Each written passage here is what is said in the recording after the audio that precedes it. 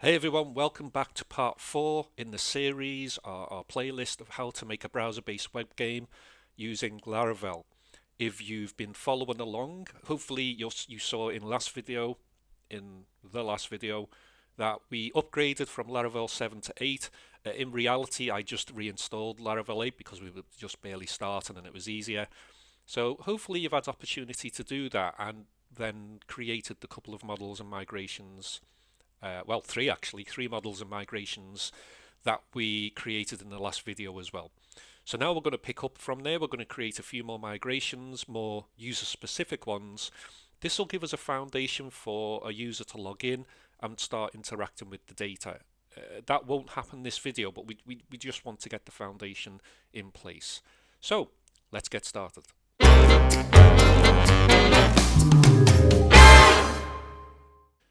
Excellent. So let's think about this from a data structure point of view before we write any code. And to do that, we can use our trusty spreadsheet that we had last time. So these were the three data tables, models, whatever you want to call them. So we have body, which is the celestial bodies, resources, which can be either the raw elements or the final products, and element, which are resources with the raw elements only that a particular body produces that can be mined. Yeah, it took a bit of explaining in the last video, but anyway, that's what that is. So that's a many-to-many table. Now at the minute we've got that as a pivot based on a pivot table. I might remove that altogether if we don't need that. But if for some reason we need some functionality specifically for that combination of celestial body and raw element, we have a model to do that. So now let's create some more user specific stuff. So for example, we already have the user table. Where are we? So users, that's the one that comes by default with Laravel. So, we'll use that. And in the models section, we have the user model. Now, as you know, the only change we made was change it to username for when they log in. Other than that, it's pretty much as it is. Now, when a user logs in, if we think this through now, a user logs in and ultimately, if they're way into the game, they're going to have sort of assets that belong to them. So obviously they're going to have ships and they're going to have orbital factories. So they're the two things we're going to concentrate on today, ships and orbital factories. So let's go back to our spreadsheet. Yep, okay. So let's go with ship. So that's going to have, well, that's definitely going to have a user ID because we want to know who owns the ship. Now, must have been a paste from last time. Command B, that's the one. Now, we'll come back to this in a second because we need to think about the concept of traveling with a ship. If a ship is going to travel and it's going to take a period of time to travel, then we sort of need to keep account of up to three things: where the ship is coming from, where the ship is, and where the ship is heading to. So coming from and going to is when it's in travel mode, i.e., it's traveling. And where it is when it's stationary outside a particular celestial body, or in the case of a shuttle, is it in the ground bunker, hangar, or is it in the orbital factory bunker?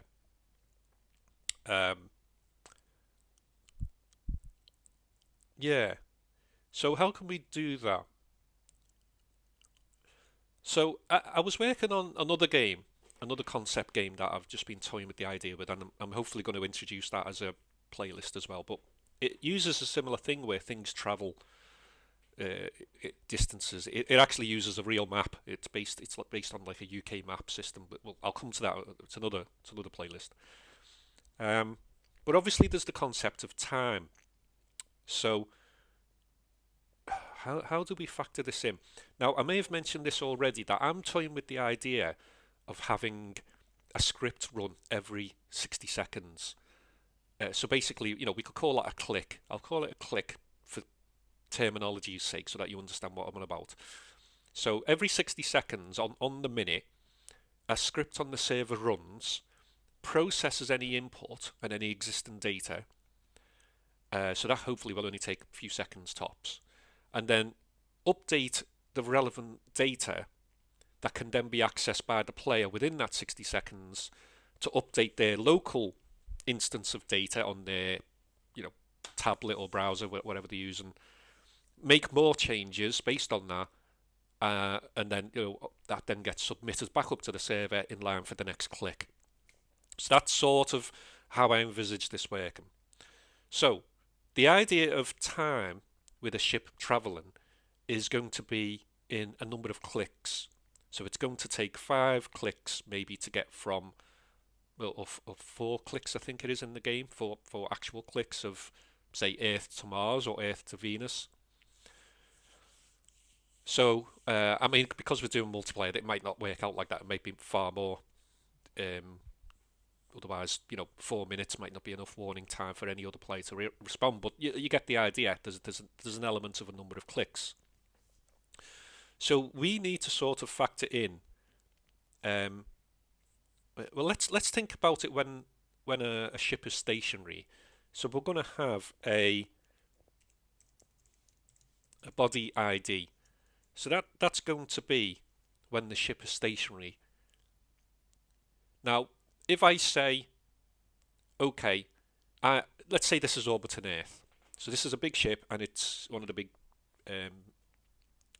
SGS, is it? Ooh, can't remember the names. So this is one of the big ships orbiting Earth, and it wants to go to Venus. So it's going to be, let's say Earth ID is 1 at this point. I'll tell you what I'm going to do. I'm just going to center all these.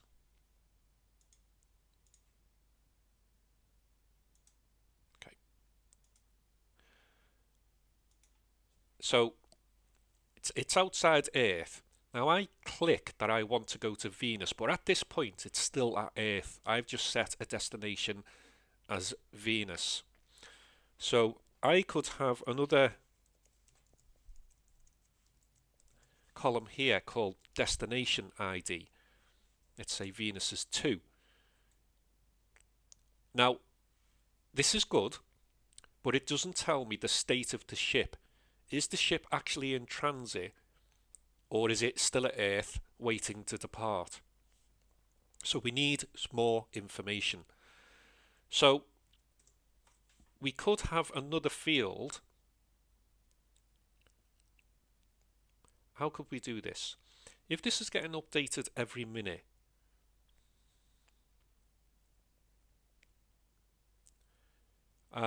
see, what I'm thinking is, if we have a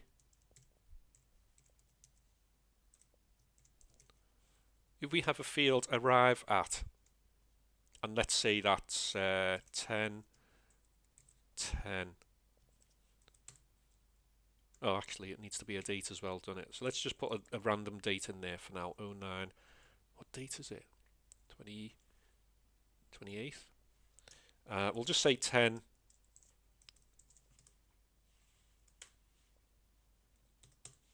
That right? 1010. No, that's not right. Okay. Yeah.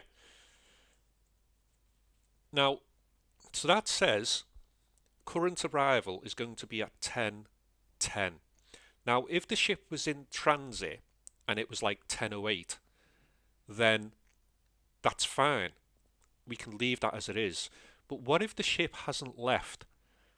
The next time the click runs, because it hasn't left, it's still going to take the same amount of time to get there. So that really should become 10, 11, because it hasn't left yet and it's still going to take 4 minutes or 4 clicks. So this is not enough information. This still doesn't tell us the state of the ship. So we need something else. So probably at this point we could just do maybe a state field. We might call it something a bit better later. And the state could be, could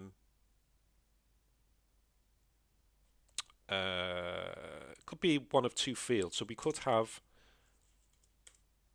in transit, or we could have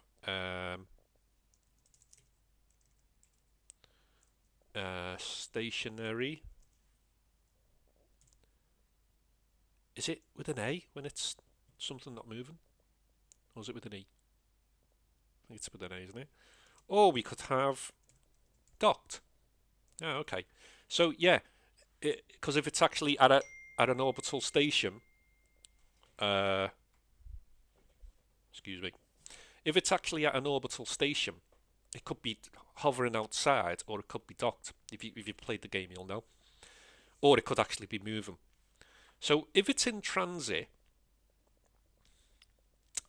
okay. So if it's in transit, when the click comes to run and check this ship, which is obviously it will have to do.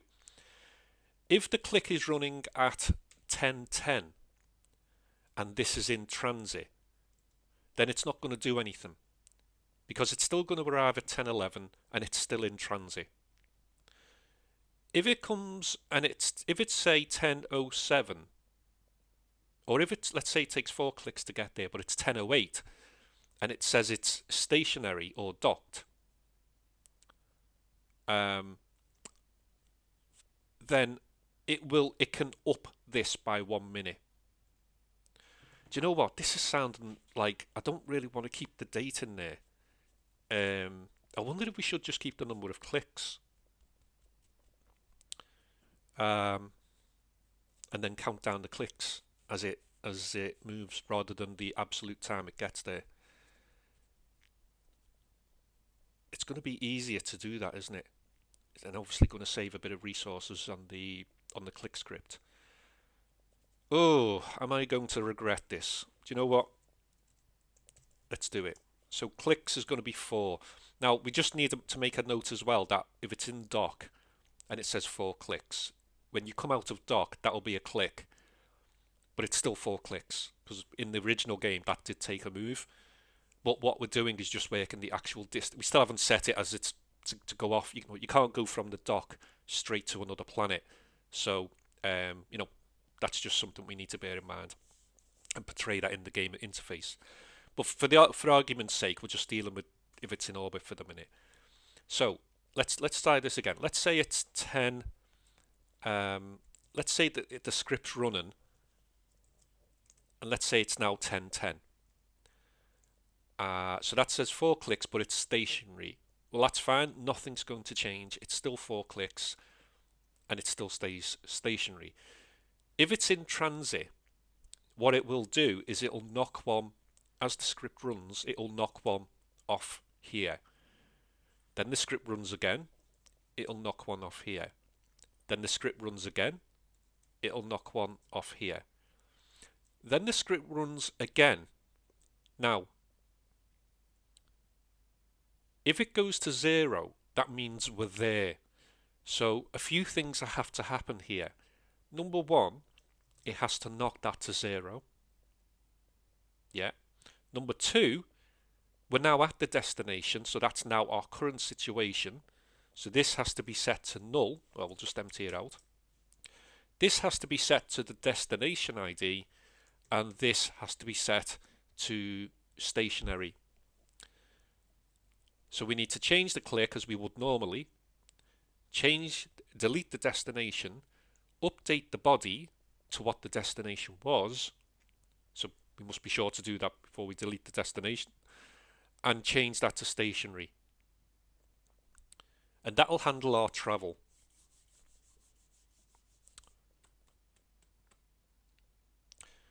I think that seems a bit easier. Now, the thing is, we haven't really discussed the combat tactics. You'll remember on the original game that each planet only really has one orbital factory, and a player takes over that factory, or the alien does, or there's none there, and you have to build one. So obviously with the multiplayer, that can't work as it is. We need to modify it. So maybe if a planet can have any number of factories, that's not a problem. If you travel to a planet and you have a factory, it will automatically take you to your factory. If you don't have a factory, it'll take you to a void space where there is none, and then you can either build a factory, or perhaps you could go and attack a factory on that ship, on that body, or no, how about if you choose what you're doing when you leave the planet, the departure planet? Are you going to build or dock with your orbital factory, or are you going to attack? If you're going to attack, it takes a lot longer, which gives the person time to sort of put up a defense. But you get to choose who you want to attack on that planet. Now, what that means is that you can't attack an orbital factory on a planet that you're launching from with the big ships. This needs a lot more discussion. I'm just thinking out loud now, and again, we could do with some input here if anybody's got any input.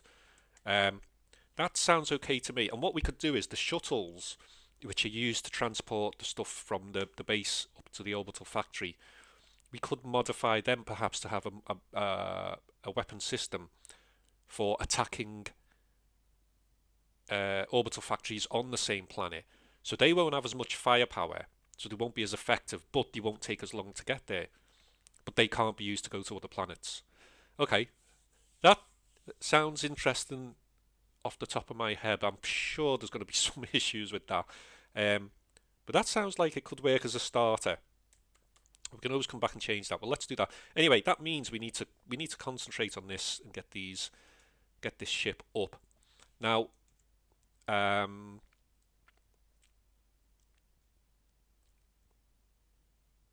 okay, what that will mean is then, if we're going to use this ship to attack, then we'll need another bit of data for that, won't we? So what we'll need is a factory ID, which will be the one we're going to attack. If we don't put one, then it'll either take us to a void if we don't have one there, or our factory if we do have one there. If we do have a factory ID, are we going to attack it, or what if it's one of our teams? Well, you could go there, and if it's in your team, there's no attack method, there's no attack mode.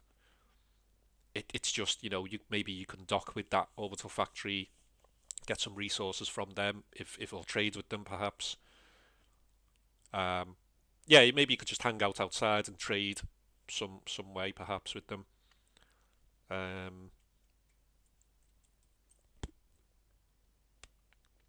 Yeah, okay. Maybe something will develop from that. For now, I can't quite think. But yeah, so we'll have a factory ID.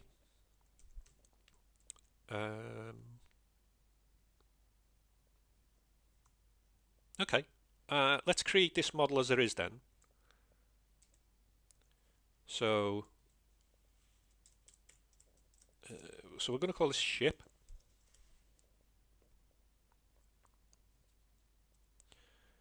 And let's see, we've got a user ID, a body ID, a destination ID. Let's put them in first of all.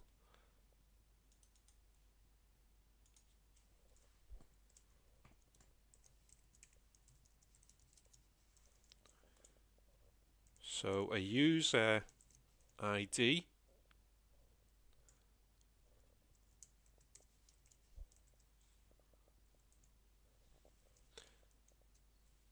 a body ID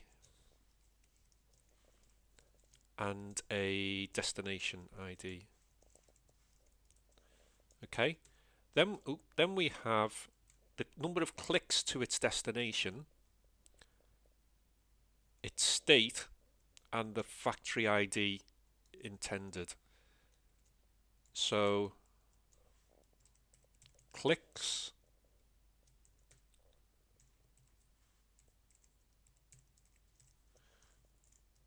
that can be nullable. The state, I kind of want to put this as like a foreign key, or we could just put something in the config files, possibly. What's going to be the most efficient?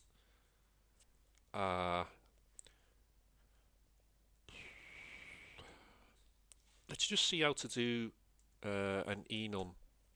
I don't normally do enums, but sort of thinking in this case it might actually work.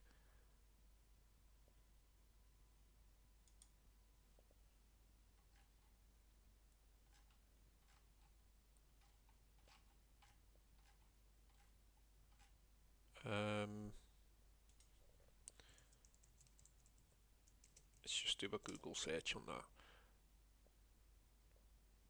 Oh, okay, maybe, oh, enum equivalent column. Let's just find enum. Oh, so there is. Table enum that, and then we put in the options there. Okay, let's do that. So we're going to call this, it's to do with whether it's active or not. So status, status is too vague, I think.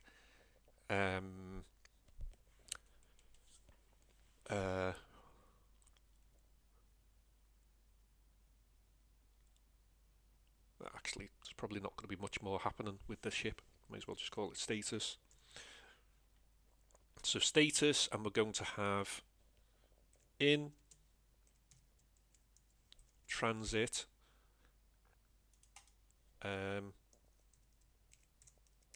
orbiting,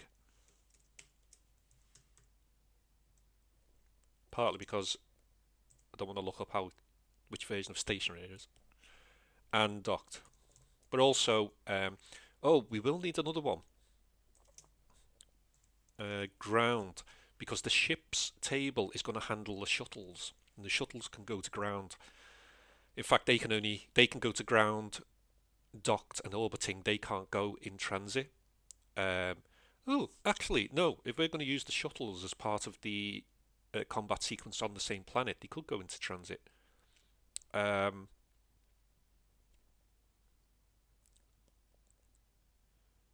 Ooh.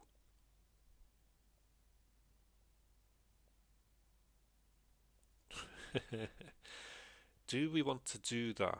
Okay, well, it doesn't matter for now. I need more brains, please. Please, people, give me more brains, more input. So we're going to do an enum of status, that's fine. Oh, destination clicks status, have I? Oh, okay. Well, let's take him down, and let's give him factory ID. Okay, and that is nullable as well, yeah. Do we want to default on that, or it's only ever going to be docked default? Oh, no, it could be ground if it's a shuttle. Yeah, we'll leave that blank and we'll set that as when we create the ship. So now, obviously, we need to create a factory model. So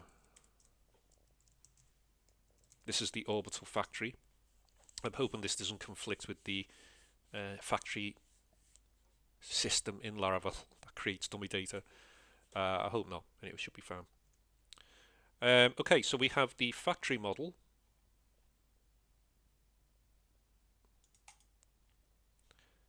Did we set up? We didn't set up a spreadsheet for this, did we? So let's do that. Factory, which has an ID. Now this will obviously have a user ID. ID, user ID. So an orbital factory will belong to a body.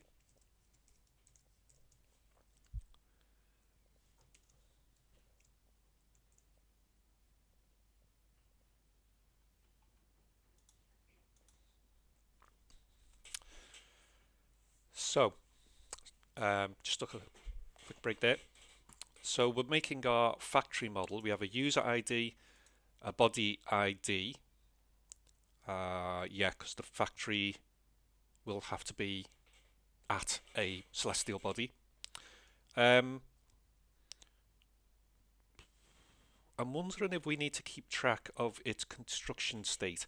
In the original game, it was constructed of 8 parts, and I see no reason not to preserve that aspect of it. So, um,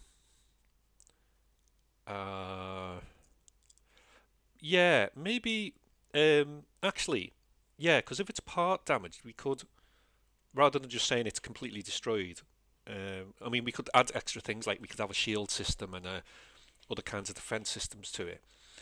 But if it gets down to the actual ship and it gets damaged, we could actually just sort of, three parts of the 8 get damaged, and so you've got to go get your shuttle and repair the 3 parts, and then it's operational again. So probably not a bad idea to keep a track of the orbital factory parts. Um, yeah, don't see any reason with that not to do that. So parts, so that'll be 0 to 8. Um, Anything else specifically to the orbital factory we need to do? I can't think of anything right now. What we will need though is another many-to-many field. You know the way we've got this one here, where we've tied in resources to celestial bodies for what they produce. We're also going to need to do that with the factories, because obviously a factory can keep an inventory. Ooh, actually, thinking about it, we also keep an inventory. Ah, we, the game keeps an inventory on the planet's surface as well. So although you have like you're mining titanium, and this table here will keep track of that. We want to know on the surface how much titanium. Now, when you go onto other planets, if you use the MTX system, it automatically mines it from the surface, and you don't need to use a shuttle. But until you do that, it does build up. If you're mining on the surface, it does build up on the surface the quantity of whatever it is until you either build the MTX or the shuttle.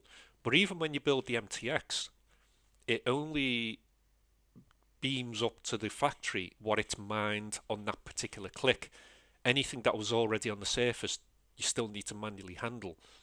So I'm thinking this table, for any combination of body and resource, we will need a quantity. Yeah, we're going to need a quantity. So we'll put that back in the migration and rerun that a little later. In fact, let me do that now while I remember. So that's the elements table.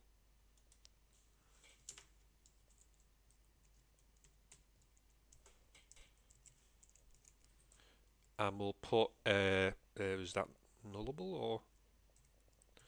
Um, we'll put default naught for that. Yeah, it's going to be easier to work with a naught figure than a null there. Okay, so that covers the quantity on the surface, but we're also going to need the same kind of thing for our factory, but it's also going to be for products as well, because we, although we could keep products on the surface, so it is actually going to be the same as this. No, we've missed something here. Let me move that across one. So, um, um, available. Maybe available, maybe not the best word. So that's going to be a Boolean.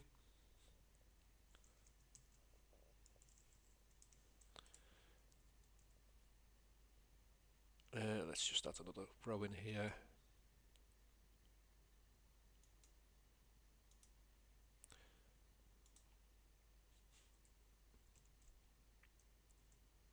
Yeah, I'm not bothered about the mining quantity. That's going to come later with the derricks.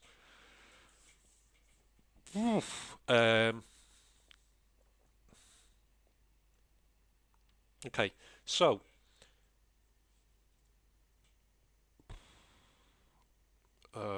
coming up to half an hour, aren't we? I could do with wrapping this bit up. Okay, let's put available. Let's put the available in as well. Okay, so we need to add an available. No, I don't like the idea of available.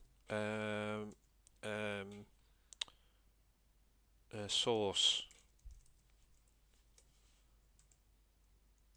I'll put source. It just makes a little bit more sense. But this also has to be a Boolean.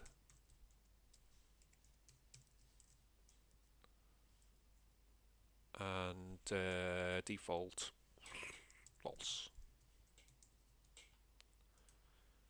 Okay. Yeah, that's better. But what I'm thinking is that we have to do this for the factory as well. So this is for the resource ID and the celestial body. We need another one for resource ID and factory. Let's leave that as it is. We'll end the video here. I need to have a think about this because and what I might do for the next video is I might map out the data already here so that we can just go through it. So let's just see what we've got. Resource ID and quantity. Source is whether you can get it or not from the planet. So let's leave that one as it is. We've done the ships table, that's fine. And we've done the factories table. Right, let's just pad this out. So we have a user ID, the body ID, and parts. That was how constructed the factory was. So let's put them in. Table, that's going to be an integer. So that's a user ID, a body ID. So it goes without saying then, if you've worked this out already, that a user can only have one orbital factory per celestial body. So I'm hoping that's sort of seen from this. So a user ID, a body ID, and how constructed it is. So that's parts. Okay. Do you know what? We could. I'm wondering if we could maybe use the parts thing as actually part of the game progress. So you can start off with one part, but you're sort of limited in what it does. If you upgrade to 2 parts, your capacity's increased, more and so on. Or do I stick to the original and just make it as 8 parts to build? Ooh, that's a thought, but we're fine for now. We can leave it in there anyway. But we do need a stock control for this. I'm going to end this video here. Let's just save this and run the migrations.